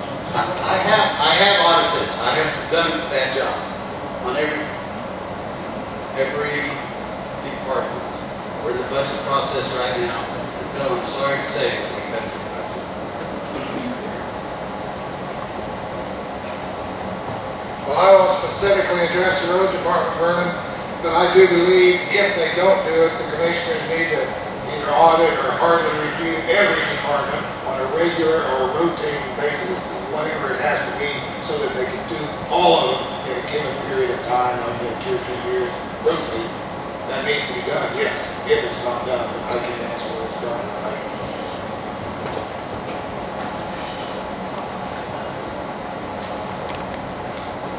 I'd just like to say something pretty short and sweet here, but commissioners, it's all about being positive, and finding positive people in this county is going to be hard to find. I'll tell you that right now. Y'all are probably wondering why I clapped when Jim was talking about Shane. I'm Shane's aunt, y'all probably know that, but I heard nothing but negative when this kid went to open up his business. I'd like to know how big he is today. He did it on his own. Myself, I opened up a business with some other people in town. Heard nothing but negative, negative, negative. It's doing pretty good.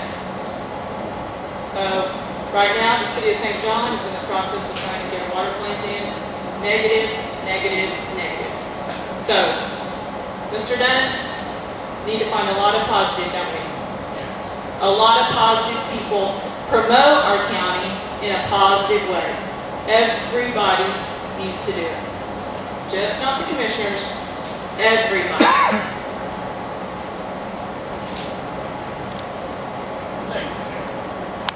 Well, I guess we're about to wrap up this evening. A couple of things I'd like to do is I'd like to thank all these gentlemen for A, coming out here, and B, for certainly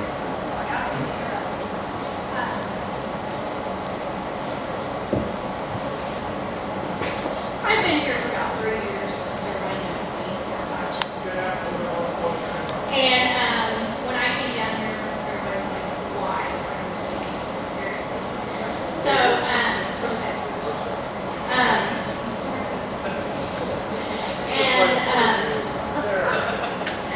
But I actually saw a beautiful house, kind of like when you wear your wedding dress. You know that's it. And I said, I've got to have that house. That's where I'm going to raise my kids. Did the research, looked at the schools, found that there was an awesome skating rink just down the road, and moved here. I love it here. It's where I'm going to raise my kids.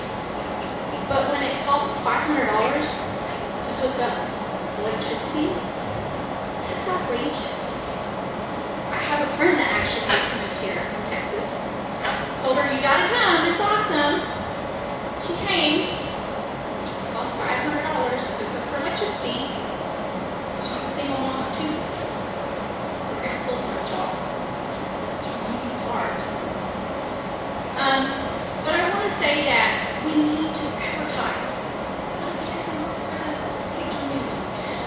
we do, we need to advertise, we need to get the word out there. When we have something going on in our community, we need to get it out there. When we have jobs that we're looking for people around here, we need to get it out there. Not just 30 miles away. Try 60, try 100. Try as far as we need to go, because we want to get those people out there to come to our little town. We maybe need to update our website. You know, let's get out there. I'm done. Thank you, ma'am. I want to thank these gentlemen for spending their time with us and also for volunteering to do a very hard job, which is being county commissioners. And I especially want to thank all of you for being here and remind everybody that we are taping this, so we will be processing it. We'll play it on the Shepherd Center television station tomorrow night at 6:30 after the news, and we'll put it on the website. But as I look out in the crowd, there's one other thing I need to do here this evening. We have 4 gentlemen up here running for one of the county commissioner seats. It's being vacated by a very fine gentleman who's sitting over here, J.D. Hager. And we all owe him a great deal of thanks for the